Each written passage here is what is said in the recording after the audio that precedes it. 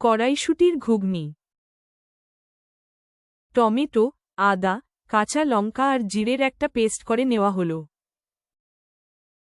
পাত্রে তেল গরম হলে একটু হলুদ ও নুন দিয়ে আলু দেওয়া হলো। আলু ভেজে তুলে নেওয়া হলো। ওই তেলে তেজপাতা, শুকনো লঙ্কা আর জিরে ফোড়ন দিয়ে পেঁয়াজ ভেজে নেওয়া হলো। ওতে নুন, হলুদ, লঙ্কা, চিনি ও ধনে গুঁড়ো দিয়ে কষে নিতে হবে।